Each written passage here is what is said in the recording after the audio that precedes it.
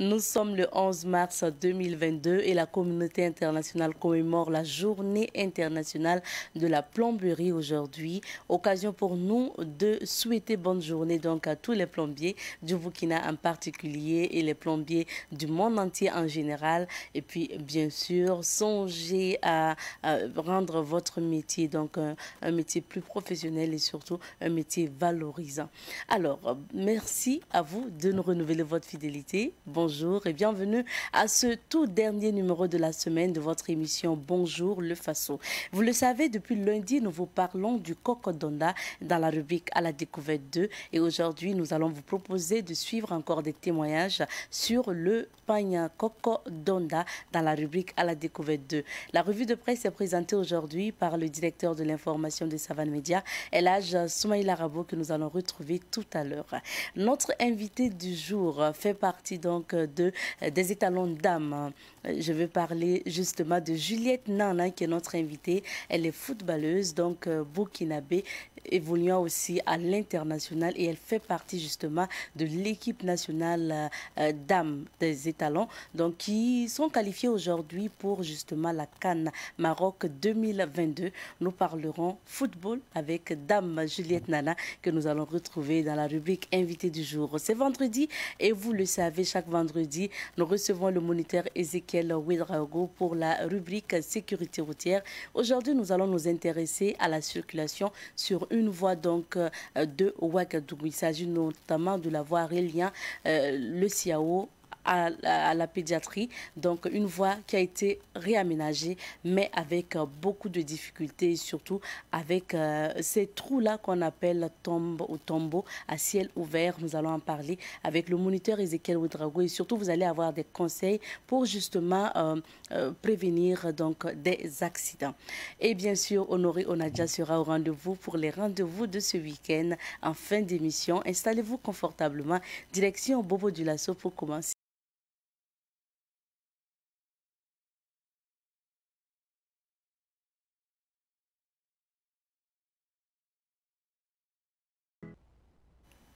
Et depuis lundi, nous vous parlons du Coco-Donda, appelé Tcheti Barala, donc par bien sûr certains Beauvolais pour dire ton mari ne travaille pas ou Sogomangele pour dire facile de se procurer à langue nationale djoula. Il faut rappeler que le pain Coco-Donda était méprisé, marginalisé. C'est un pain destiné donc aux femmes ménagères, notamment aux femmes pauvres. Mais aujourd'hui, on sait que le Coco-Donda a été valorisé par le styliste Bazemse et tout le monde, tous les Burkinabés souhaitent avoir un Coco-Donda dans sa garde-robe. Aujourd'hui, nous allons vous proposer d'écouter à nouveau donc les témoignages que vous avez suivis tout au long de cette semaine. On y va et on revient pour la suite. Je m'appelle Monsieur Ouedraogo Somketa Innocent. À l'état civil, je suis formateur en teinture. Et j'exerce ce métier il y a de cela 30 ans. Je peux dire que je fais partie de la deuxième promotion de l'histoire de la teinture au Burkina Faso. Et on se rappelle bien, dans les années 80, au Burkina Faso, on pouvait trouver comme teinturier, il y a Madame Ouedraogo Zizel Yewadi, c'est elle-même j'ai appris, qui fut une ancienne élève de l'Institut national des arts de Bamako, au Mali, et elle était à Bobo. Il y a Madame Toé Victorine, il y a Monsieur qui a fait le film Tasma là. Voilà. J'étais 3, plus la famille Fofana. Voilà. Ça ne dépassait pas ces 4 ateliers au niveau de Bobo. Et au niveau de Ouagadougou ici, il y avait Madame Nia Agaratou qui faisait ça au centre-ville. Plus maintenant au niveau des centres. Voilà, Centre national d'artisanat d'art, pour ceux qui font, parce que le bâti qui fait la teinture, ils ont presque les mêmes histoires. Ce que je viens de parler, c'est au niveau de la teinture moderne. Voilà, les teintures de cuve. Okay. Ça veut dire au niveau de la teinture traditionnelle, et l'origine, effectivement, ça vient des Maransis de Yoba. Donc, ils ont eu, lors des conquêtes au temps historique, à secourir un Moro Naba. Et ce Moro Naba, dans sa quête d'hospitalité et d'amour pour ce qu'ils ont eu à faire à son égard, il a demandé à ce que ces gens-là viennent avec lui. C'est ça maintenant, ils sont revenus et d'autres sont restés dans la région de Wayouya. Voilà. Et c'est sous un baobab. Ils ont dit, bon, qu'on va rester sous ce baobab-là et enlever ces feuilles-là, préparer la sauce et puis, bon, yuba, amoré, ça veut dire, voilà, palper, voilà, yuba. Voilà, donc leur base, là, c'est à yuba. Et avec le temps, comme vraiment c'était des métiers d'art, de teinture traditionnelle, donc tout le monde partait. Parce qu'un pays où tout le monde est blanc, c'est qu'il n'y a pas de teinturier. Voilà, mais comme ils sont là, si tu as un habit qui est blanc, tu peux aller donner et puis le voir teindre. Voilà, donc voilà un peu l'histoire de cette teinture traditionnelle. Les Pafarnam, voilà, c'est eux. Voilà. Et ils ont les choses que, voilà, Garbokno, Tessastara. Voilà, si par ensemble, donc des noms comme ça. Et cette histoire, c'est un manga qui m'a raconté cette histoire il y a longtemps. Voilà, donc c'est teinture traditionnelle là qui faisait ça dans les puits, faisait ça dans les puits, dans les fosses. C'est pas comme aujourd'hui, bon, les gens font la teinture là, dans les assiettes, voilà. Voilà donc un peu l'histoire de cette teinture traditionnelle qu'on appelle indigo. Au niveau de la teinture moderne, et puisque les colorants, au moment où j'apprenais, dans les années 80, ça venait de l'Allemagne. Voilà, il y a une maison qu'on appelait BASF, voilà, c'est eux qui faisaient ces colorants. Et déporter ça au niveau du Mali, je pense que celui qui avait le monopole de couleur, ça vient du Mali. Et du Mali, maintenant, on amène ça au niveau du Burkina Faso. Et les détaillants étaient au niveau du grand marché. Voilà, il y a le basin qui vient de Hollande. Voilà, donc, et même l'Allemagne aussi. Et on paye ça aussi, et puis on commence à faire la teinture. Voilà, donc un peu, voilà l'origine de cette teinture moderne-là. Et dans ces années 80, voilà, où j'ai un peu côtoyé, voilà, les pionniers de cette teinture-là. Au niveau du Burkina, il y a 3 sortes de teintures. Premièrement, il y a l'indigo, ce que les maraîchers font. Et il y a la teinture moderne. Et puis il y a le bourlan. Voilà, on appelle ça bode. En langue peul, bode, voilà. Dans le temps, voilà, bode, voilà. Dans le temps, les gens partent au bord des marigots là, après avoir trempé le jus de plante là, ce qu'on appelle le boulot d'Afrique Sierra là. On met le tissu dans ça et on part creuser au bord des marigots là, la boule, on enterre la bille là-bas. Le lendemain, on part enlever, on rince. Si tu veux que ce soit foncé, tu peux répéter plusieurs fois. Ça devient noir. Et on prend, on coupe, et puis on met des coris là-bas, et on appelle ça body. Donc c'est une technique de teinture. Donc il y a ça, et puis la teinture moderne. Voilà. Alors pour ce qui concerne la teinture, par exemple, traditionnelle, là c'est les fosses qu'on connaît, là, les puits là. Voilà. Donc, et puis les jarres, juste pour enlever, et puis rincer, et puis frotter, et puis taper, et puis retremper. Là-bas, il n'y a pas trop de complications. Voilà. Au niveau de la teinture traditionnelle Bourla, il faut par exemple des jarres pour mouiller l'argile, hein, ce qu'on appelle bolagala, l'argile. Pour fermenter ça, on peut ajouter un peu le son du mil pour la fermentation. Donc il faut des jarres et puis bon, quelques bassines seulement pour rincer les habits que tu vas tremper. Okay. Au niveau de la teinture moderne, là aussi c'est presque la même chose. Il faut au moins 2 bassines et puis 3 seaux pour le minimum quoi.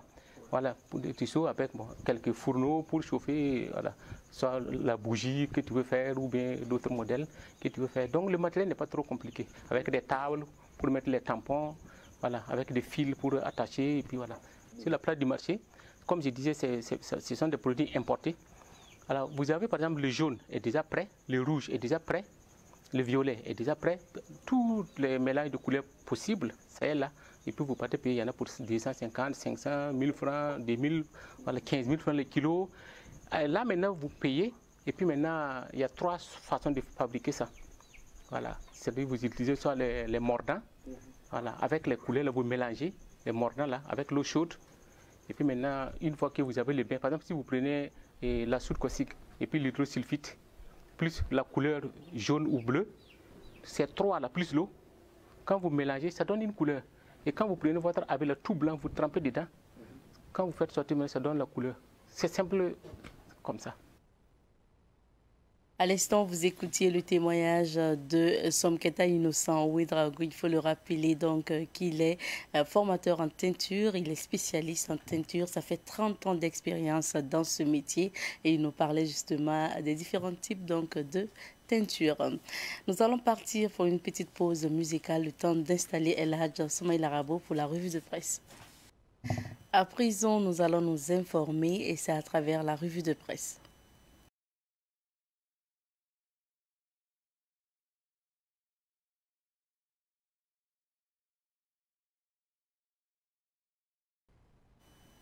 Et nous découvrons l'actualité aujourd'hui avec El Hadj Soumaïla Rabo, le directeur de l'information du Savane Média. Bonjour. Bonjour Abdeta. Bienvenue. Bonjour à toutes et à tous. Merci. Qu'est-ce qu'on retient de l'actualité aujourd'hui? Plusieurs sujets, haute installation des ministres, prestation des serments du contrôleur général d'État et puis crise à la FBF aussi, qui est à la une de l'Observateur par le gars ce matin, commençant avec ce journal. Crise à la Fédération burkinabé de football où Bansé organise une médiation où il démissionne. Et puis Lazare et Amado mettent balle à terre. Nous pouvons lire aujourd'hui dans une lettre pour l'AI, cette délibération peut faire sauter la République. Ministre de père ou de mère en fils. Avant bassolement, il eut Zoumana Traoré. Terrorisme des résultats et FISA. Affaires religieuses et coutumières, seconde intronisation pour l'Enaba Boalga de Dawelgue. Effondrement d'immeubles quand on construit sur les sables mouvants de la corruption d'un regard sur l'actualité.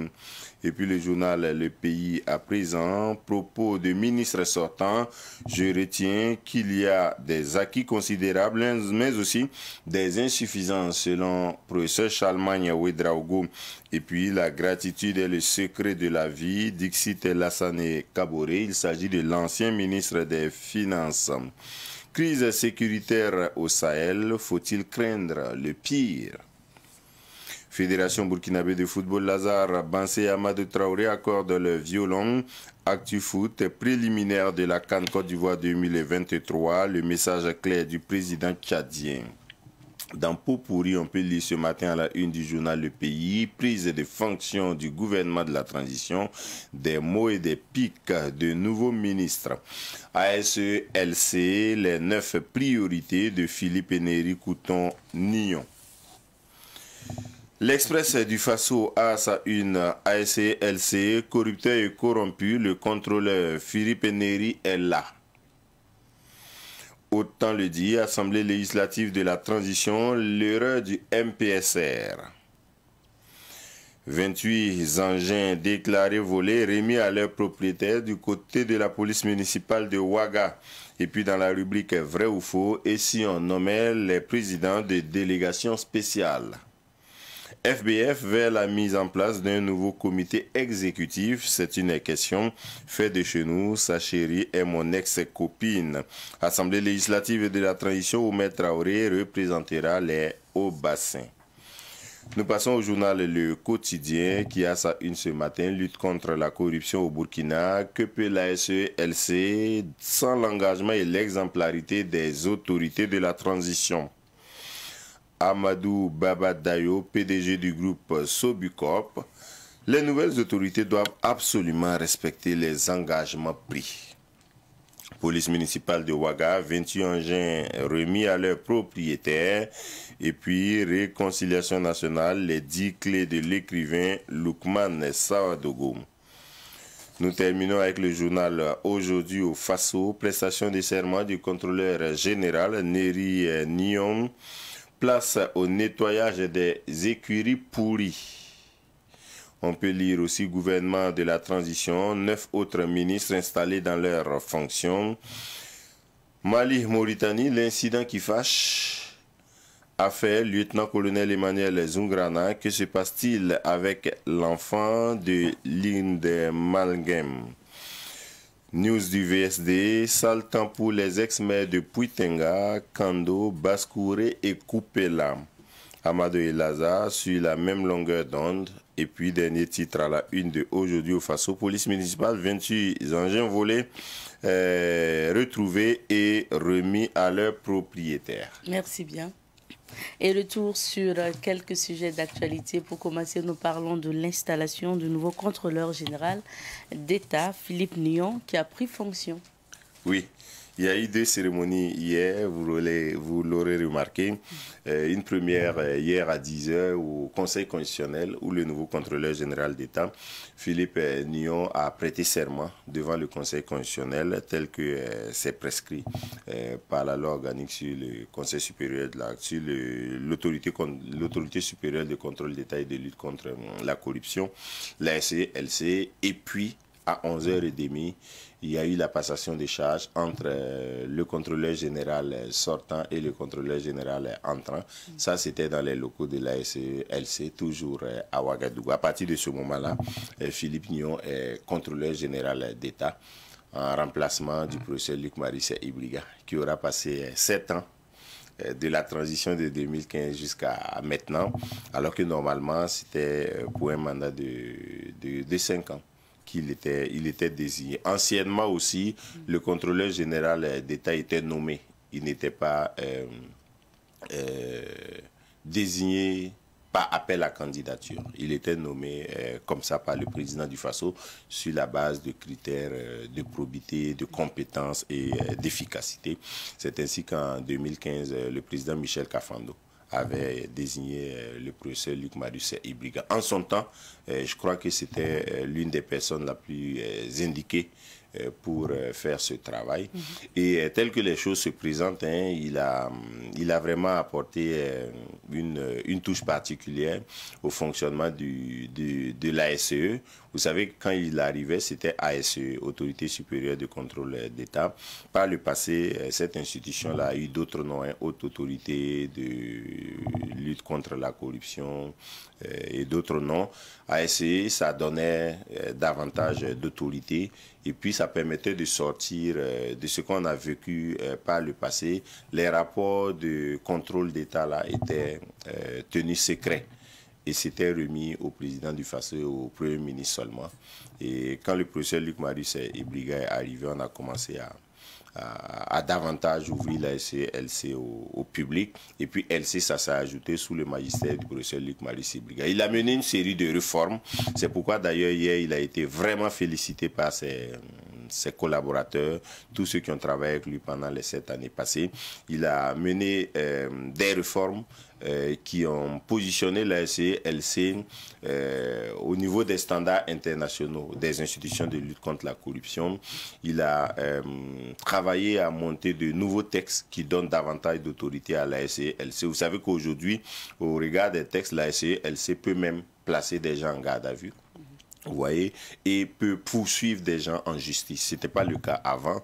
Et c'est aussi sous le magistère du professeur Luc Marisset Ibriga qu'on est parvenu à cette option-là de faire un appel à candidature, d'avoir beaucoup de dossiers, de présélectionner et ensuite de sélectionner le contrôleur général d'État sur la base d'éléments assez conséquents de probité et de compétences. C'est ainsi que Philippe Nion a été le meilleur des candidats qui avait candidaté au poste de contrôleur général d'État.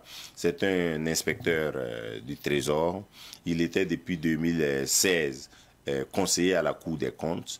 Et donc, c'est quelqu'un qui connaît déjà la matière des audits financiers, du contrôle des finances publiques, des enquêtes, des investigations financières et qui connaît aussi les règles de fonctionnement de l'État d'un point de vue de la gestion du budget et des finances publiques. Donc, c'est quelque chose qui tombe bien.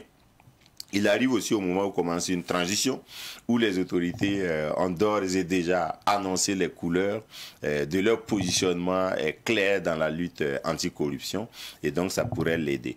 Quand il a prêté serment hier, qu'on lui a posé la question sur ses priorités, il a dit que l'une de ses priorités, c'est d'avoir l'assurance que les autorités sont engagées vraiment dans la lutte contre la corruption. Ça, manifestement, c'est déjà fait. Peut-être que les autorités vont encore répéter ça. Ce sera pas mal que ce soit répété et que ce soit comme une ligne de conduite générale dans la gouvernance nouvelle au Burkina Faso. Ensuite, le nouveau contrôleur général d'État, Philippe Nion, a aussi évoqué le fait qu'il souhaite mettre en place un fichier, un registre foncier pour clarifier la gestion du foncier au Burkina, qui est un secteur totalement je crois, en lambeaux au regard de toutes les indisciplines qu'on a constatées dans la gestion du foncier depuis plusieurs décennies maintenant, pas moins de 2-3 décennies. Et ce fichier-là, selon lui, pourrait permettre d'identifier le patrimoine foncier de chaque citoyen burkinabé, de sorte que s'il y a des conflits avec la loi, ça soit relevé tout de suite. Il a aussi dit qu'il avait pour priorité de connecter la SCLC aux autres institutions nationales de lutte anticorruption dans les autres pays. De sorte que s'il y a des détournements de deniers publics au Burkina ici et que c'est positionné dans des pays voisins ou loin du Burkina, que ces institutions de contrôle des finances là, à l'extérieur, puissent alerter la SCLC. De sorte que dans la coopération là, on puisse lutter de façon transnationale contre la corruption. Ça va être une bonne chose. Dans le gouvernement du président Roch-Marc Christian Kaboré, l'avant-dernier, je crois, il y a eu beaucoup de rumeurs sur des investissements d'anciens ministres au Sénégal, en Côte d'Ivoire. C'est vrai qu'ensuite, l'équipe du professeur Luc-Marie Ibriga a investigué et bon, 1 ou 2 ministres ont été blanchis. Bon, c'est une façon de parler. Je ne sais pas comment les investigations se sont faites. Mais ce type de rumeur-là pourrait disparaître si effectivement il y a une coopération fructueuse entre la SCLC et d'autres organes de contrôle des finances publiques dans d'autres pays. Il a évoqué ça comme une priorité.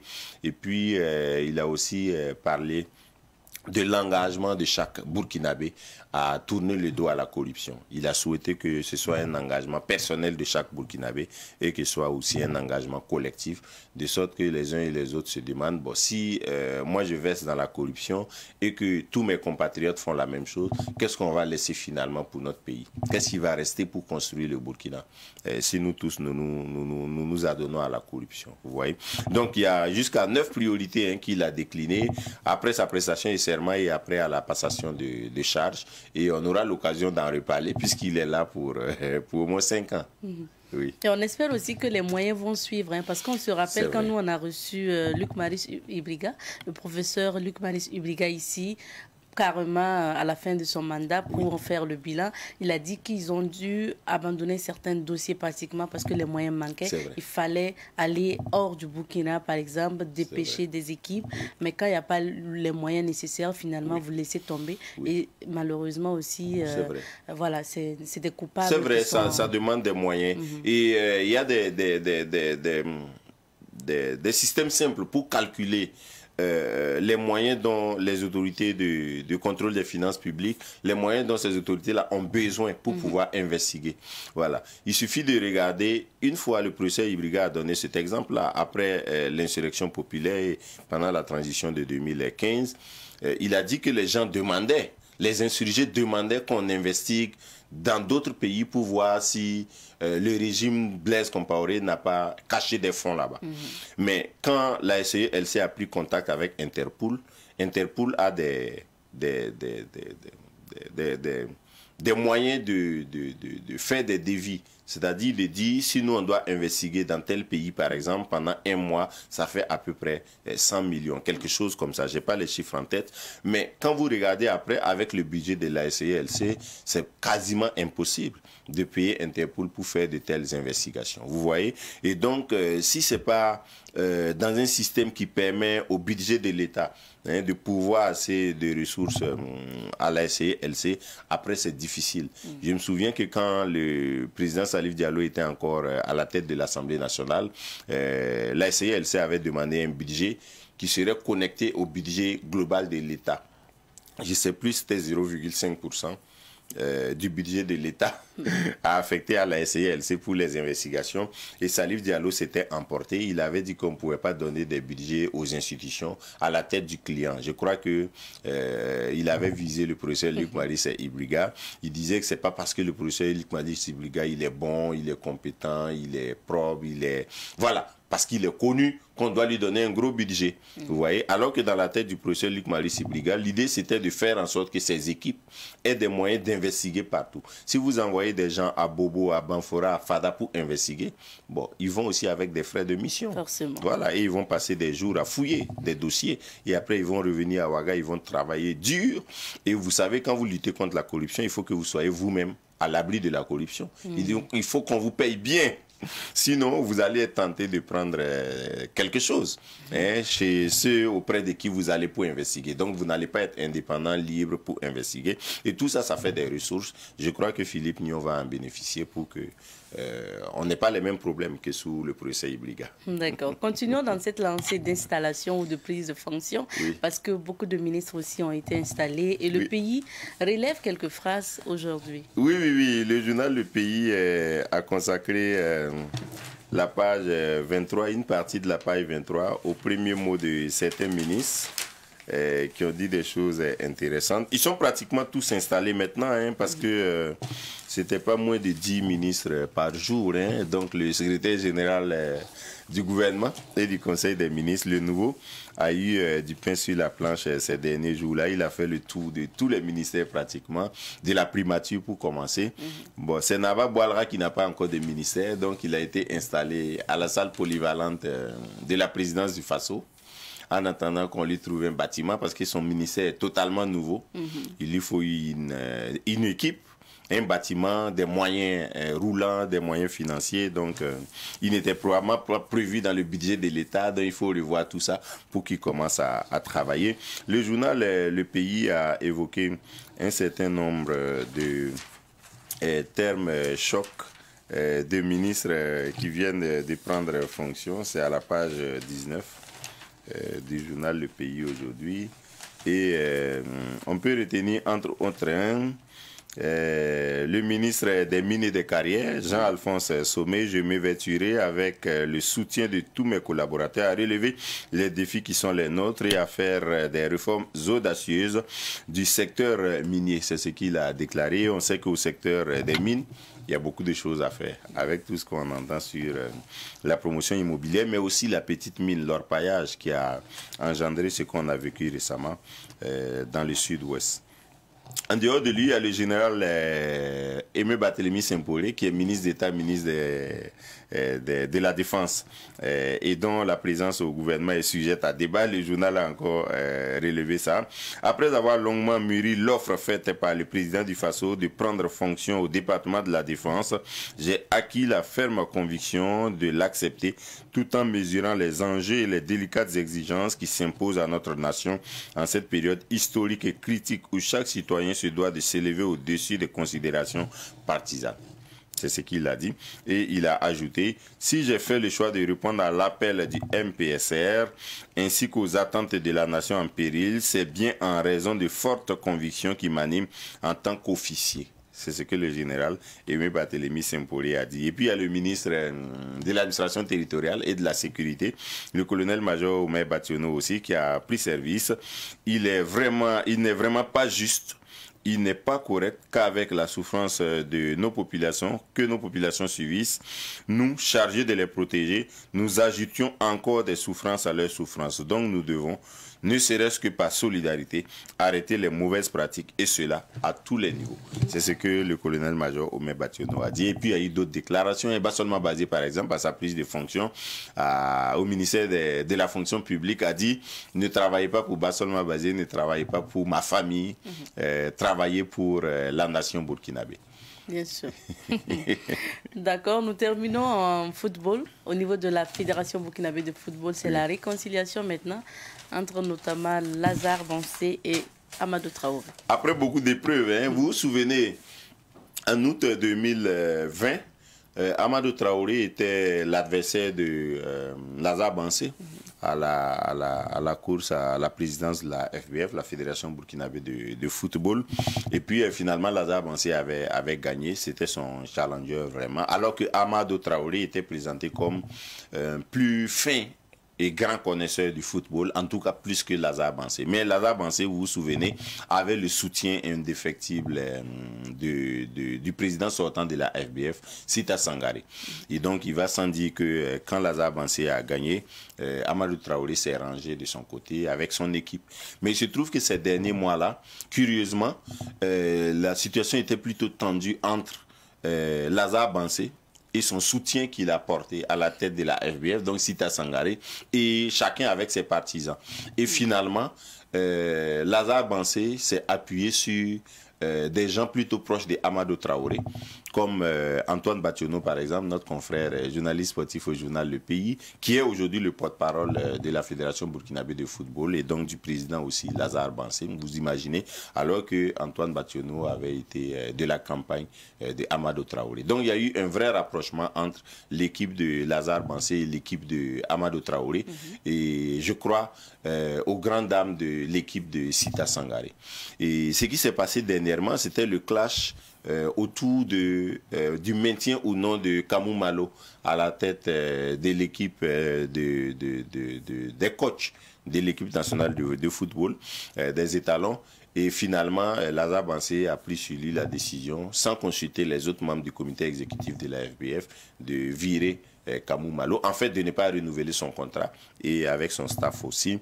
Je crois que c'était la goutte d'eau qui a fait déborder le vase, et il y a eu 10 membres du comité exécutif sur 18 qui se sont retirés, ils ont claqué carrément la porte d'une des réunions.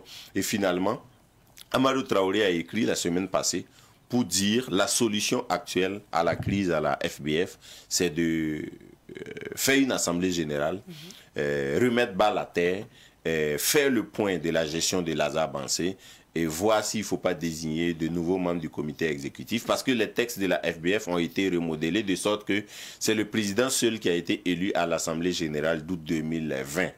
Vous voyez, à Bobo Dioulasso. Les autres membres, c'est Lazare Bansé qui les a désignés. Donc, eux n'ont pas été élus par l'Assemblée générale. Ça veut dire que, parallélisme de forme, s'il y a une âge qui se tient, Lazare Bansé peut encore faire venir de nouveaux membres du comité exécutif. Je crois que c'est ce que Amadou Traoré lui a demandé. Et ils ont eu une rencontre à deux, qui manifestement est une grande rencontre symbolique pour en tout cas la sortie des crises actuelles. Et Lazare Bansé s'est engagé à convoquer une assemblée générale de la FBF dans les semaines qui viennent, on dit dans un délai d'1 mois au maximum, de sorte que tout soit mis à plat et puis qu'un nouveau comité exécutif soit mis en place pour que Lazare Bansé puisse continuer. Parce qu'il est là pour 4 ans et il a fait à peine 1 an et demi seulement. Donc il y a encore 2 ans et demi devant lui. Il faut que les choses se calment pour qu'on puisse sereinement aborder les éliminatoires de Côte d'Ivoire 2023. Bien ça sûr. Aussi, c'est bientôt, hein, c'est pour dans 17 mois comme ça. C'est vite arrivé. Donc, il faut faire en sorte que la crise passe rapidement. Merci bien. Merci à toutes et à tous. Restez avec nous, nous allons faire le tour de quelques villes d'affaires pour découvrir les couleurs du temps. Nous sommes dans le mois de mars et en mars, c'est naturellement que nous rendons hommage aux femmes et surtout les femmes qui excellent dans les métiers dits d'hommes. Il s'agit notamment des métiers du football par exemple, et aujourd'hui nous recevons une footballeuse donc professionnelle, mais elle fait partie aussi de l'équipe nationale du Burkina Faso, donc les étalons dames qui sont qualifiés aujourd'hui pour la CAN Maroc 2022, pour la CAN donc féminine. Nous allons retrouver notre invité juste après.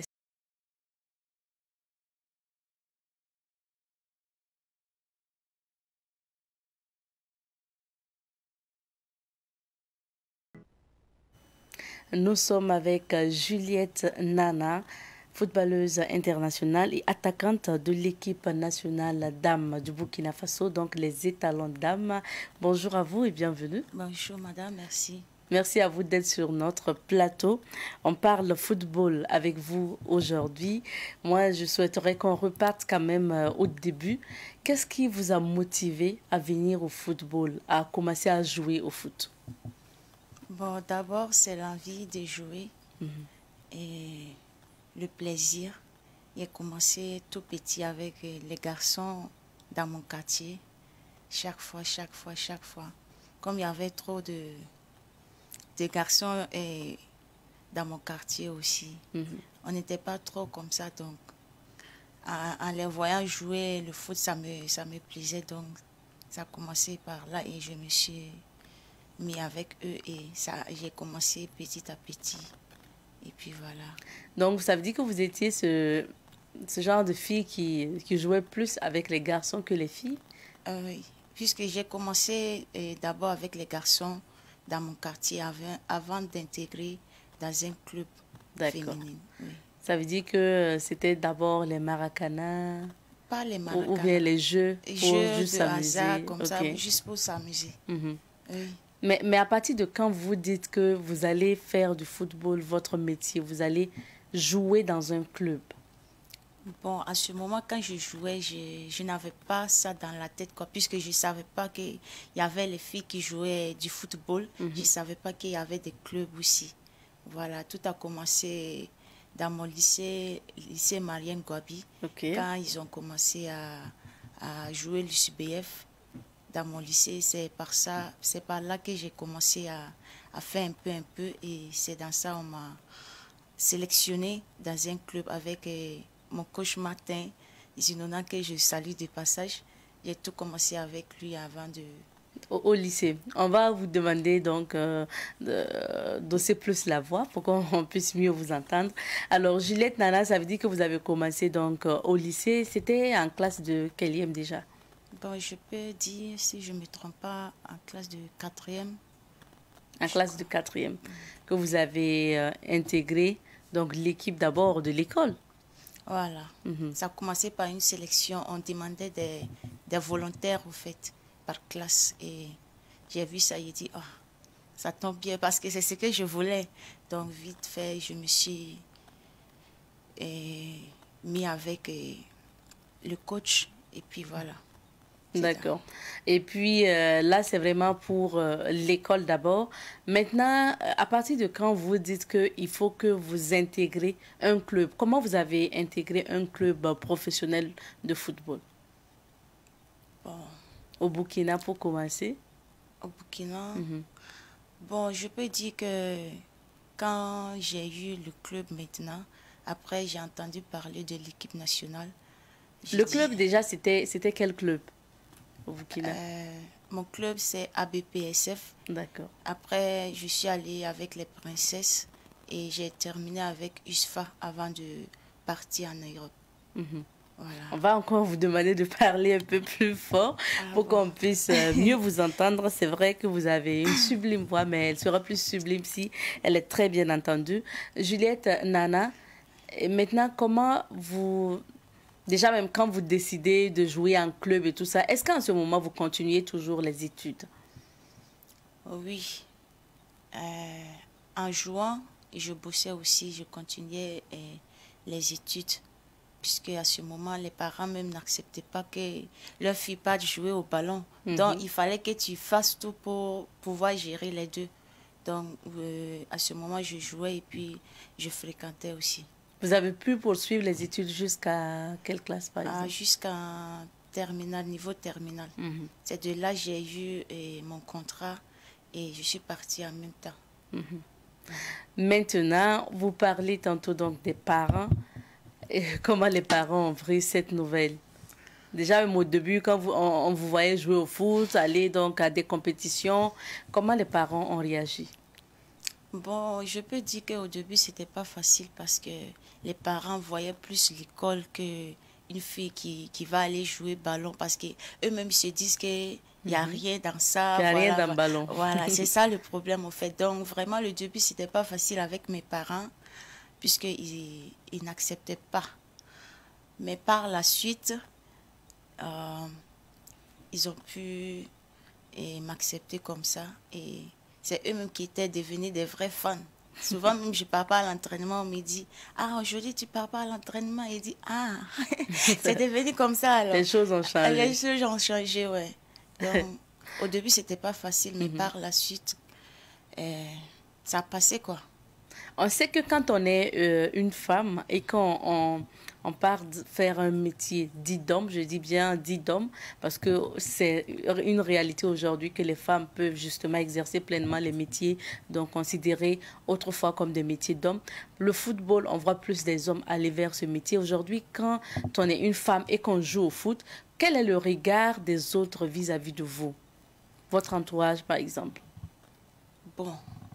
Mon entourage, je peux dire qu'il n'y a pas de problème parce que d'autres personnes m'ont vu grandir dans mon quartier, surtout. Mais ils ne savaient pas que ça allait devenir comme ça un jour. Donc maintenant, votre métier. Voilà, exactement. Donc à ce moment même, il y a d'autres même qui viennent me voir pour que j'intègre leur fille dans les clubs. Voilà, voilà. Donc je peux dire que côté entourage, ça va. Voilà. Et surtout, les gens me félicitent pour mon courage et tout. Donc, il n'y a pas de souci sur ce côté. Vous n'avez pas des tantis qui vous traitent souvent de garçons manqués, qui vous causent des problèmes? Non, pas du tout. Je n'ai pas encore eu ça. Alors, maintenant, on va parler de comment vous intégrez l'équipe nationale du Burkina Faso. Parce que vous avez évolué dans des clubs, ça va, ensuite vous vous êtes dit, ça sera mon métier. Comment vous avez intégré l'équipe nationale du Burkina, les étalons dames? Bon, j'ai intégré à l'équipe nationale quand j'étais avec Princesse FC. Voilà, tout a commencé là-bas. Et c'était en 2014, votre première sélection? Voilà, c'est 2014. ça. Oui, tout a commencé avec les princesses. Ça a commencé par une sélection, puisque avant que tu sois retenu, ils convoquent beaucoup de joueuses avant que tu sois sélectionné régulièrement maintenant. Donc maintenant, bon, j'ai commencé avec Princesse et c'est de là que je suis allée à l'équipe nationale. Voilà. Et depuis pratiquement 2014, comment ça se passe là-bas pour vous? Est-ce que vous êtes justement régulièrement appelé pour les compétitions? Voilà, par la grâce de Dieu, jusqu'à là, je suis régulièrement appelée à l'équipe nationale. Et maintenant, donc, ça veut dire que c'est des expériences que vous avez acquises avec les étalons de dames du Burkina. Et cette année, vous avez joué les éliminatoires donc, de la CAN féminine qui va se tenir au Maroc en 2022. Alors, déjà, se qualifier pour la première fois, parce que c'est la première fois que les étalons de dames se qualifient pour une CAN, une Coupe d'Afrique des Nations féminine. Quel est le sentiment qui vous anime quand vous avez fini votre dernier match, par exemple?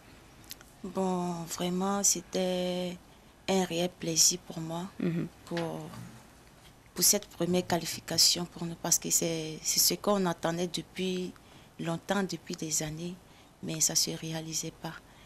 Mais cette fois-ci, Dieu a fait grâce et vraiment, on a été qualifiés et j'étais très content et fier. D'autant plus que quand même vous êtes illustré au niveau lors des matchs éliminatoires parce que vous avez justement enregistré 3 buts à votre actif pour ces éliminatoires-là. Et vous êtes illustré. On a beaucoup entendu parler de Juliette Nana à travers les médias. Ça veut dire que quelque part quand même vous faites partie des piliers de l'équipe. Bon, je peux dire que, bien sûr, pourquoi pas, puisque je peux dire que quand même j'apporte quelque chose à l'équipe nationale, puisque je joue vraiment, quand je joue pour gagner et je donne tout pour que tout marche, quoi. Voilà. Maintenant, vous êtes qualifié. Et comment vous vous préparez aussi maintenant à aller à la compétition, aller à la CAN Maroc 2022? Bon. Pour le moment, on se prépare, on se met toujours au travail. Et vous continuez les entraînements ici? Oui, exactement. Je continue les entraînements ici. Voilà. Donc, d'ici que la CAN arrive, je pense qu'il serait prête. Mais avec les étalons dames, l'équipe nationale, est-ce que vous continuez à vous préparer? Bon, pour le moment, on a stoppé. Pour le moment, il n'y a pas de... Chacune s'entraîne individuellement ou dans son club. Voilà. Et on sait que... on constate aussi, quand on parle de football, que le football masculin est plus financé, plus peut-être valorisé que le football féminin. Est-ce que quelque part, en termes même de moyens, est-ce que l'équipe des garçons n'a pas plus de moyens que l'équipe donc des femmes? Comment vous ressentez ça? Bon, je peux dire sur ce côté que vraiment ici, le football masculin et puis féminin n'est pas la même chose parce que vous-même vous le voyez, il y a une grande différence. Mais pour ça, je peux dire que pour dire qu'ils ont plus de finances que nous, bon, il y a ça aussi, mais je pense que la fédération aussi peut faire un peu mieux encore sur notre côté. Voilà. Sinon, c'est une réalité que les hommes ont plus de moyens donc, que les femmes. Ouais. Ok. Maintenant, mais en termes même de paye, est-ce que quand on est joueuse professionnelle dans l'équipe nationale du Burkina Faso, une dame, est-ce qu'on touche, quand même un salaire conséquent? Est-ce que l'argent qu'on vous donne à la fin du mois, là, c'est bien? Bon, on ne nous paye pas chaque mois, mais au contraire, on est primé chaque match et chaque sélection. Sinon, pour les mois, on nous paye pas. Par exemple, pour les sélections, pour les matchs, est-ce que quand même l'argent que vous arrivez à avoir là, c'est bien? Bon, pour moi, en tout cas, je sais que la fédération fait des efforts, mais pour moi, c'est encore trop bas. Voilà. C'est trop bas. Surtout pour vous qui jouez à l'extérieur, parce qu'il faut rappeler que vous êtes en Biélorussie, donc et vous intervenez dans le club Neman FC. Alors déjà, comment l'aventure débute là-bas? Bon, je peux dire que là-bas, tout se passe bien et j'ai dit un grand merci à Dieu parce que cette année, vraiment, j'ai eu à marquer beaucoup de buts par rapport à l'année passée avec 28 buts et 13 passes décisives. Pour cette saison? Ouais, pour cette saison. Et j'étais 3e meilleure buteuse plutôt du championnat. Et c'était notre capitaine qui était 2e au fait. Ouais. Alors, on va encore vous demander d'osser justement la voix pour qu'on puisse mieux vous entendre, Juliette Nana. Maintenant, ça veut dire dans un club en Europe où vous jouez, vous arrivez à vous illustrer. Est-ce que l'intégration aussi se fait facilement avec les autres joueuses? Bon, vraiment, pour le début, c'est quand même compliqué. Mais de fur et à mesure que vous causez, vous faites l'entraînement ensemble, tout ça là. Bon, après, ça vient quoi. Ça se passe bien. Sinon, le début, vraiment, c'est tout un problème. C'est difficile de s'intégrer. Voilà. Maintenant, ça va. Ça va. Alors, Juliette Nana, on va revenir par exemple au Burkina Faso notamment. Aujourd'hui, vous faites partie de l'équipe nationale du Burkina, donc les étalons dames, qualifiés pour la CAN Maroc 2022. Quelles sont vos perspectives avec l'équipe nationale aujourd'hui? Bon, pour moi, pour l'équipe nationale ou bien pour la CAN? Déjà même pour la CAN et puis bien sûr vos perspectives avec l'équipe nationale. Comment vous voyez en fait l'avenir avec pour la CAN déjà et puis pour l'équipe nationale?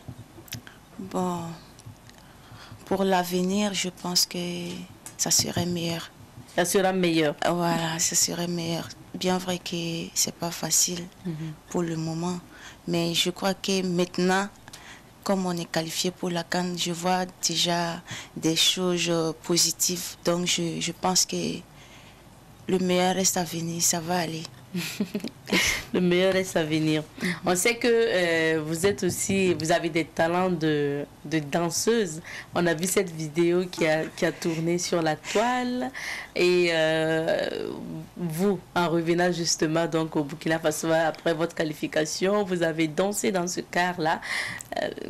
On se demande quel est le sentiment qui vous animait en son temps pour que vraiment vous vous laissiez aller dans la danse.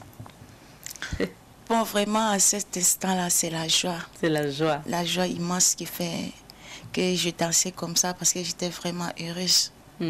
Voilà, c'est ça qui fait. Et on a vu que quand vous êtes revenu aussi, vous avez rencontré des personnalités. Vous êtes allé voir le Mogo Naba Bango, donc l'empereur des Mossé. Vous avez rencontré des autorités. Alors, quel est le retour que ces autorités-là vous ont fait après votre participation aux éliminatoires? Ouais, bon, on a reçu beaucoup d'encouragement, de félicitations aussi, et bien d'autres aussi, genre les promesses. Des promesses comme quoi?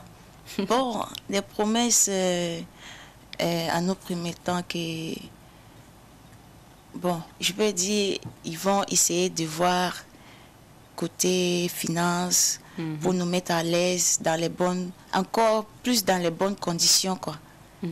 Voilà. D'accord. Alors, merci bien. Nous tendons vers la fin de notre entretien.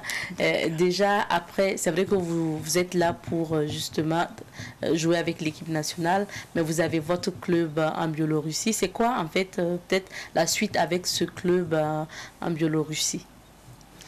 Bon, pour le moment, je suis en fin de contrat avec cet club. Donc, bientôt, je vais changer de club et puis de pays aussi. Ok. Voilà. Donc, ça, c'est en vue. Maintenant, pour la CAN, c'est c'est exactement dans quel mois? En mois de juillet. En mois de juillet. Donc, vous repartez maintenant au Maroc en juillet avec l'équipe des dames. Exactement. Bon, peut-être, si je suis là, je pars avec eux. Mais si il se peut que je voyage, après aussi, je peux les rejoindre. Ok. Donc, il y a cette possibilité. Merci bien à vous d'être passé. Merci à vous également. Nous sommes vendredi et vous le savez, chaque vendredi, vous avez rendez-vous avec le moniteur Ezekiel Ouedraogo pour la chronique sécurité routière.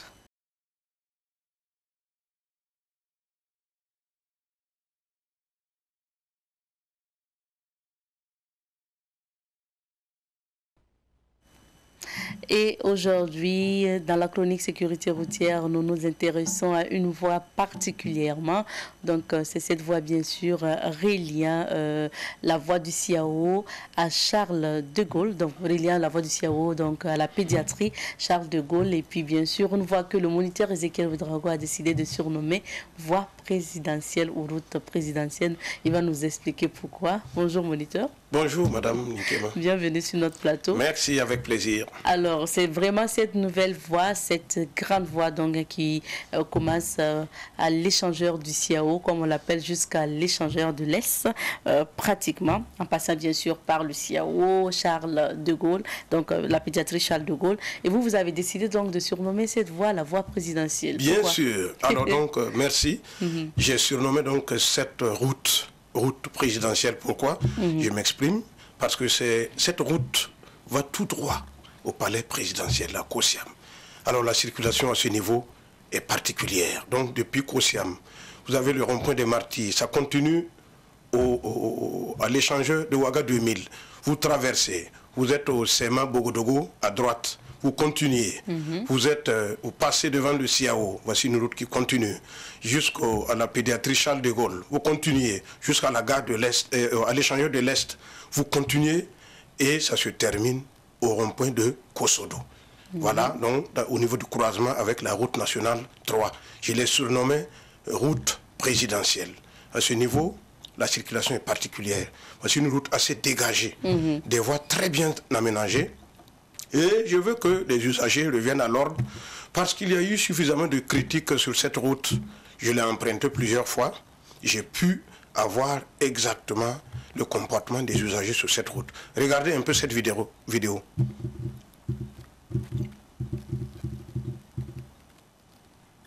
D'accord. Voilà donc de l'échangeur de l'Est. Les gens donc se dirigent vers le CIAO, vers le musée. Voilà, la voie de l'échangeur de l'Est, la voie de bas. Voilà, donc voici un peu.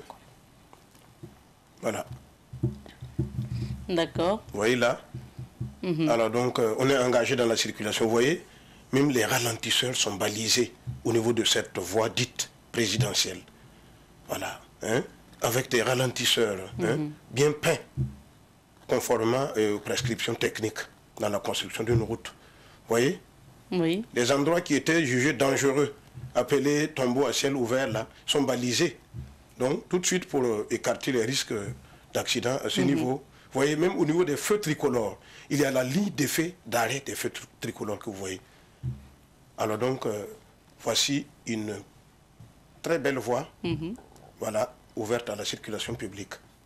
Donc c'est une très belle voie ouverte à la circulation publique. Moniteur, qu'est-ce qu'on peut dire aussi sur la signalisation routière au niveau de cette route que vous appelez route présidentielle? Merci à la réalisation, merci pour la vidéo. Voilà, très bien. Chers usagers, vous avez donc constaté avec moi, je ne suis pas le seul à emprunter cette route. Hein? Une route avec assez de voies larges, une route à chaussée séparée. Hein? Et on a toute la signalisation qui est mise en place. Voilà. Et nous avons les panneaux qui sont là, les tracés au sol, qui sont bien matérialisés. Donc en temps normal, il ne devait pas avoir d'accident à ce niveau. Voilà, si les usagers suivaient les règles qui sont mises en place là-bas, il n'y aurait pas d'accident. À partir donc du Sema Bogodogo et jusqu'à l'échangeur de l'Est, vous voyez, c'est le plus beau tronçon routier au Burkina Faso, si je peux dire ainsi. Quand vous êtes engagé sur cette route-là, vous n'avez pas envie de la quitter. Il y a donc toute la réglementation, toute la signalisation est mise en place. Les gens crient. Et le problème, c'est surtout au niveau des arrêts de bus. Au niveau de l'arrêt de bus, il faut contourner le hall d'attente du bus. Donc au niveau de l'arrêt de bus, si vous ne prenez garde, ou encore là, il y a la signalisation qui est là, il y a les 30 km à l'heure qui vous amènent à ralentir, parce qu'il y a un ralentisseur avant l'arrêt de bus. Est-ce que vous respectez ça? Tant que nous respectons les 30 km à l'heure, et voici le ralentisseur après. Et après le ralentisseur, on a l'arrêt de bus. Est-ce qu'il devait avoir un problème à ce niveau? Mais malheureusement, les usagers ne respectent pas. J'ai eu le temps de faire le constat. Et à ce niveau, les gens trouvent même le moyen de traverser, d'empiéter sur l'arrêt de bus. Et on crie qu'il y a des accidents. Ça ne nous étonne pas. Comprenez là? Donc, la voie réservée aux deux roues doit être respectée par les usagers deux roues. Vous voyez les 30 km à l'heure, ralentissez. Voici le ralentisseur avec les balises. Vous l'abordez en toute sécurité. Vous contournez le hall des patients de bus. Qu'est-ce que ça vous coûte? Et vous reprenez votre ligne tout droit. D'accord. Voilà. Ici, par exemple, regardez. Vous voyez, il y a des gens qui passent, au lieu de contourner l'arrêt de bus, ils traversent pour empiéter l'arrêt de bus. Voilà. Donc, même ceux qui patientent, vous voyez là, ceux qui patientent pour prendre le bus le sont en danger, sont exposés. Hein? Ils risquent d'être renversés par... des usagers. Vous parlez de les usagers à gauche ou à droite? Les usagers à gauche, ce n'est pas leur voie là-bas. Leur voie, c'est la voie à droite, réservée aux engins de roues. Vous voyez à ce niveau? Merci. Alors, moniteur, donc... vous l'avez constaté comme moi. Pour vous, c'est parce que les usagers circulent mal. Mais maintenant, ce que nous aussi, on a constaté, c'est que justement, en tournant au niveau donc, des arrêts de bus, il y a justement des trous. Est-ce que ce n'est pas ça aussi qui oblige les gens à avoir un peu peur? Parce que de la manière dont les trous sont faits là-bas, facilement, on peut glisser. Madame, aujourd'hui, vous savez, avec les critiques, ça a été corrigé. Avec les balises, je l'ai emprunté de nuit comme de jour. Il y a les balises qui sont là, avec des bandes réfléchissant la nuit. Donc c'est assez bien visible. Alors, 30 km à l'heure, pour aborder le ralentisseur, vous allez le partir à combien? Alors vous évitez tout de suite le trou dont on parle de tombe ouvert. Ça c'est déjà maîtrisé avec les balises. C'est assez visible. Donc on ne va pas aller loin pour critiquer trop cette belle voie, cette route que j'ai surnommée route présidentielle, parce que ça va tout droit à Kosiam. Voilà. Et les ralentisseurs qui sont construits de façon stratégique. Les ralentisseurs ne concernent seulement que pour les engins de roues. Ça ne concerne pas les voitures. Je l'ai emprunté en voiture comme en moto. Donc, j'ai pu faire le constat en temps réel. Qu'est-ce qui se passe? Le niveau de sécurité que les usagers ont sur cette route. Voilà. C'est une route à grand trafic, tout le monde le sait. Il n'y a pas trop d'embouteillage à ce niveau. Bon, au niveau des engins de roues, c'est surtout à ce niveau que ça pose un peu de problème parce que vu le niveau du trafic, même l'espace pour les engins de roues ne suffit pas. Mais on fera avec. Voilà. Vous voyez ce tronçon-là, c'est grâce au partenariat Burkina-Japon. Donc le Japon soutient bien la sécurité routière au Burkina. Vous voyez la signalisation, elle est particulière. Voilà. Par rapport aux autres routes du Burkina Faso. Voilà. D'accord, donc la signalisation est particulière selon vous par rapport aux autres routes du Burkina ou de Ouagadougou. Mais qu'en est-il aussi, vous avez parlé de signalisation, donc c'est y compris les feux tricolores. Quel est le constat que vous faites à ce niveau? Et les feux tricolores, très bien. Depuis l'échangeur de l'Est, hein, je ne me fais pas raconter. Je suis allé sur le terrain pour faire le constat moi-même. Depuis l'échangeur de l'Est jusqu'au CMA Bogodogo, là, ça, on compte déjà 10 feux tricolores. Vous voyez? Donc, 10 feux tricolores. Alors, et les feux tricolores constituent des ralentisseurs de vitesse. Voilà. Dès qu'on voit le feu, on se prépare en conséquence. Donc, c'est intéressant. Donc, il n'y a seulement que des ralentisseurs pour les engins de roue. Voilà, il n'y a pas de ralentisseurs pour les autos. Donc, très rapidement, vous risquez fort d'oublier la limitation de vitesse qui est 50 pour les voitures. Et c'est stratégique. C'est pourquoi je l'ai surnommé route présidentielle. Donc, les chefs d'État, hein, donc, avec ses homologues, s'ils doivent se déplacer par là, hein, doivent quand même se déplacer dans un minimum de confort, pas trop de secousses. Voilà, c'est pourquoi on n'a pas mis des ralentisseurs au niveau des voies réservées aux autos. Alors, donc, au niveau des motos, oui, au niveau des autos, il n'y en a pas. Tout au long de cette route, il n'y a pas de ralentisseur au niveau des voies réservées aux voitures. Il n'y en a pas. Voilà, j'ai fait le constat moi-même. Allez-y, faire le constat comme moi. Voilà, on ne discute pas là-dessus. Et au niveau des feux tricolores, regardez quelque chose d'important. Avant 2,5, non? Oui, j'ai pu essayer d'évaluer un peu. 2,5 ou 3 mètres avant le feu, il y a un trait blanc qu'on appelle l'effet d'arrêt des feux tricolores. C'est que les gens ne respectent pas. Oui. On viole ça. Les gens viennent, ils empiètent sur ça et ils vont s'arrêter après le feu pour attendre que le feu soit vert pour continuer le trajet. Tout ça contribue aux accidents de circulation. Voilà, donc tant que les usagers ne changent pas de comportement, n'attendez pas à ce qu'on ait des résultats dans la circulation routière. On ne va pas passer le temps à critiquer des routes. Il n'y a jamais de perfection dans toute œuvre humaine. Mais déjà, ce qui est mis en place, c'est exploitable. Voilà. C'est exploitable parce qu'on sait que vraiment cette voie-là est particulière depuis donc son inauguration ou l'ouverture en tout cas au public. C'est beaucoup critiqué et moi je le redis, c'est vraiment à cause de ces trous qu'on retrouve un peu donc sur cette voie. Donc certains se disent que c'est vraiment pas utile. Pourquoi avoir créé ces trous-là qui constituent un danger, notamment pour ceux qui circulent la nuit? Vous qui l'avez emprunté, par exemple, la nuit, plusieurs fois, vous avez dit, est-ce que l'éclairage permet, par exemple, de bien voir ces trous pour éviter d'éventuels accidents? Oui, pour le moment, c'est bien éclairé. Hein. Pour le moment, c'est bien éclairé. Et surtout qu'au niveau de ces trous, on a mis des balises. On a balisé. Donc, à moins que vous soyez sans phare, tant que votre phare est allumé, tout de suite, c'est brillant. Vous voyez déjà. Et vous avez 30 km à l'heure pour contourner le hall d'attente du bus. 30 km à l'heure. Le risque est où? Chers usagers, donc n'allons pas loin plus que ça. Si nous revenons à l'ordre, vous verrez qu'il y aura le risque est écarté au niveau donc de ce tronçon que je surnomme route présidentielle. Est-ce qu'on peut revenir aussi sur ces images? Ça permet justement aux téléspectateurs de voir de quelle voie on parle, le moniteur. De l'échangeur routier donc de l'Est au quartier Kosodo. Quelle action d'urgence de sécurité routière selon vous, moniteur? Bien, merci à la réalisation et pour que je donne un détail important ici.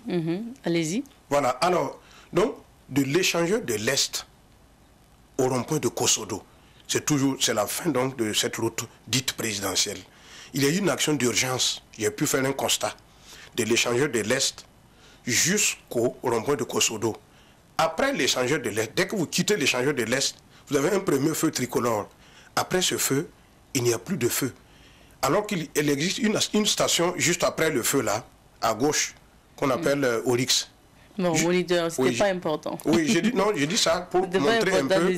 Voilà, la station. Voilà, il y a une intersection là-bas, accidentogène. On a même construit des ralentisseurs à ce niveau. Les ralentisseurs ne sont plus visibles. Et ça fait beaucoup d'accidents. Les gens sont toujours surpris. Chaque jour, il faut que quelqu'un tombe là-bas. Vous voyez là? Donc, je veux, par exemple, demander aux autorités, si c'est possible, hein, qu'on puisse installer un feu tricolore là-bas et également matérialiser un passage pour piétons. Parce qu'il y a assez d'écoles dans les environs. Donc les élèves sont obligés chaque fois de traverser avec beaucoup de risques. Donc à ce niveau, un feu tricolore serait nécessaire à cet endroit-là, de l'échangeur de l'Est au rond-point de Kosodo. Alors donc, ce que j'ai pu constater. Alors s'il y a une solution d'urgence, qu'on le fasse. Et Voilà. de matérialiser aussi Oui, des le passage pour piétons. piétons. Le passage pour piétons, pour nos enfants qui chaque jour doivent traverser là pour rejoindre les classes. Parce que pour le moment, il n'y en a pas. Voilà, pour le moment, il n'y en a pas. Et même les ralentisseurs qui sont mis en place pour limiter la vitesse des usagers, puisque à la sortie de l'échangeur, tout de suite, allez, il faut appuyer sur l'accélérateur. Vous voyez, même les ralentisseurs ici sont balisés. Hein? Assez de signalisation quand même pour sécuriser l'usager. Voilà. En dehors des tombeaux ouverts dont tu parles, Oui. madame. Voilà, et ça, voilà, voici les balises. Il s'agit de ces trous-là. Oui, oui, c'est Et balisé. vous l'avez dit, c'est balisé. C'est balisé. Donc c'est vraiment un bon fruit de partenariat avec le Japon. Donc pour les usagers de la route dite présidentielle. Voilà, vous voyez, la ligne d'effet d'arrêt des feux tricolores. Donc c'est à ce niveau, oui, donc on va s'arrêter. On doit s'arrêter, attendre donc que le feu soit vert pour continuer son parcours. Voilà. Donc vous voyez, alors on fera avec une route exploitable. Voilà. Donc, depuis le Sema Bogodogo jusqu'à l'échangeur de l'Est, ça reste donc le tronçon le plus beau de Ouagadougou. Voilà, le tronçon routier le plus beau de Ouagadougou. J'ai eu le temps de constater ça. Merci. C'est une nouvelle route, d'abord, moniteur. On espère que la qualité y est et ça va tenir. Parce que je me rappelle que quand on arrangeait cette voie-là, on a fait baver vraiment les Burkinabés parce qu'il fallait contourner, prendre des virages et tout. Dans les rues, voilà. Avec la poussière, tout ça. Tout ça. Non, mais j'ai pu quand même, je ne suis pas un expert sur les constructions de routes, mais j'ai pu quand même constater que je me dis que ça doit tenir. Ça doit tenir. Oui, et avec aussi les échangeurs piétons. Il y en a deux. Au niveau donc de la pédiatrie Charles de Gaulle, il y a un là-bas, et c'est métallique. Vous voyez, c'est vraiment ingénieux, hein? C'est métallique. Ils ont eu juste un montage, et voilà. Malheureusement, on n'est pas habitué aux choses comme ça. Hein? Les gens font tout pour forcer et traverser à pied. Si vous êtes au centre pédiatrique, et Charles de Gaulle, vous voulez revenir rejoindre l'autre côté, si vous êtes à pied, passez en haut. Même si vous devez faire 1 heure là-bas, ça vous fait quoi? Donc, bon, après, il faut compter aussi avec les personnes âgées qui ne peuvent pas monter les escaliers. Bon, c'est ça aussi, en fait. Mais tout compte fait, c'est une installation qui est là, qu'il faut vraiment exploiter. Voilà, ce que je peux aussi dire, au niveau des arrêts de bus, voici une précaution à prendre par les autorités si elles sont à l'écoute. Voilà, merci. Au niveau vous voyez, ceux-là qui empiètent sur l'arrêt de bus, là, si on peut construire une sorte de barrière pour empêcher qu'on empiète sur le passage pour des bus. Ça veut dire juste l'espace de voilà, bus, entre les piliers, là. Voilà, entre les piliers, vous voyez, là, les gens exploitent l'espace, là, pour empiéter sur... Mais ça veut dire que les traits, en principe, les traits blancs, c'est juste pour... C'est déjà même pour bien indiquer. Donc, les gens ne devraient pas passer la bande blanche. Non, les gens ne devraient même pas traverser l'espace entre les piliers, là. Ce n'est pas leur place pour les engins de roue. Leur place, c'est la voie à droite. C'est ça, déjà. Eh bien, il y a des gens qui exploitent ça, parce qu'il y a de l'espace. Allez, il faut traverser. Et les patients au niveau du hall du bus, là, vous pouvez renverser quelqu'un là-bas. Et ce n'est pas fini. Après avoir traversé le passage, l'espace réservé à l'arrêt de bus, là, vous voyez, par exemple, prenons par exemple ces deux usagers qui sont sur leur route. C'est ça, non? Ils sont sur leur route. Et prenons par exemple un autre usager qui vient traverser entre les piliers. Il peut se retrouver là-bas. Voilà, regardez. Il peut avoir un accident à leur rencontre là-bas. Il peut avoir un accident, il peut se cogner là-bas. Vous voyez là? Alors donc, voici un peu le comportement des usagers sur cette route-là. D'accord, merci moniteur. Pour le moniteur, on aurait compris, c'est une belle voie pour vous, c'est une route présidentielle, c'est une route qui a mis en tout cas les signalisations nécessaires. C'est parce que les usagers ne font pas bon usage justement qu'ils critiquent. C'est ce que je peux dire. D'accord, on a compris, donc on va faire plus attention. Je l'ai emprunté plusieurs fois. Si vous roulez doucement, 30 km à l'heure, voici votre ralentisseur, vous descendez, vous contournez le hall du bus et vous continuez à circuler. Heureusement que le tombeau à ciel ouvert est balisé aujourd'hui. Où se trouve le risque encore?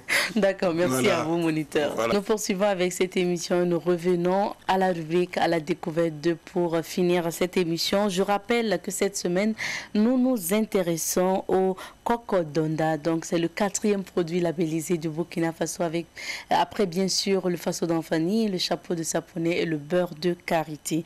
Alors, le Coco Donda est un des plus anciens tissus traditionnels du Burkina Faso et a été labellisé donc après justement donc ces 3 produits made in Burkina. Le Coco Donda est un tissu d'origine bobolaise et Coco Donda signifie l'entrée de Coco, qui est le nom du quartier du Bobo du Lasso où travaillent traditionnellement les teinturières spécialistes de la confection de ce pain. À l'origine, le Coco Donda était un pain qui coûtait moins cher et qui était porté par les femmes de ménage modestes. Ce pain était surnommé Tcheti Barala, ton mari ne travaille pas, ou Soro Mangele, facile de se procurer en langue nationale djoula. Selon les témoignages, les pains Coco Donda se vendaient à 500 ou 600 francs le pain, mais actuellement, ce pain se vend à 4000 ou 6000 francs selon le modèle. Donc, il faut rappeler que ce pain fait 100% à base de coton burkinabé était stigmatisé par les citadins qui le considéraient comme un vêtement réservé aux villageois démunis. Certains Bobolais se souviennent que ces pains leur servaient de couverture quand ils étaient enfants. Les professionnels de la mode étaient loin d'imaginer ce pain dans leur création et les Burkinabés ne s'habillaient pas en Coco Donda. Rendons à César ce qui est à César et à Dieu ce qui est à Dieu. Il faut reconnaître que c'est le styliste Bazemse à l'état civil, Sébastien Baziemo, qui a donné au Coco Donda ses lettres de noblesse. C'était en 2016. Avec un esprit créatif, il a décidé de réhabiliter ce pain dont la technique de teinture et l'impression des motifs doivent tout à Bobo du Lasso, capitale économique du Burkina. Le procédé consiste à tremper le pain blanc successivement dans des solutions colorées pour obtenir les différentes couleurs. Les motifs sont donc uniques et sont au goût des teinturières ou des clients. Avant, il y avait une très faible diversité de couleurs de Coco Donda. Les plus célèbres et les plus répandus étaient le Coco Donda de couleur verte et de couleur violette. Mais avec l'évolution, les créateurs comme Sébastien Bazimo vont demander et obtenir d'autres couleurs. Le Coco Donda a plusieurs couleurs du moins et modèles qui inspirent les créateurs. Aujourd'hui, grâce à un travail acharné des teinturières et stylistes, les tenues Coco Donda se retrouvent sur les podiums prestigieux des défilés de mode. Des événements de mode ont même été créés pour valoriser le Coco Donda. Désormais, les Burkinabés portent fièrement ce pain. Il est bien sûr porté par les personnalités et autorités du Burkina Faso à présent, ainsi que les Burkinabés. Alors, nous passons le bonjour à toutes ces femmes-là qui commercialisent ou qui confectionnent ce pain Coco Donda et à toutes celles qui travaillent donc dans le quartier Coco de Bobo du Lasso et qui nous ressortent justement ces pains Coco Donda made in Burkina. C'est ici qu'on va se dire au revoir pour aujourd'hui, mais également pour cette semaine, puisque c'est fini pour l'émission Bonjour le Faso d'aujourd'hui. Merci à vous de votre fidélité. Bon week-end. On se retrouve lundi, Inch'Allah. Kus.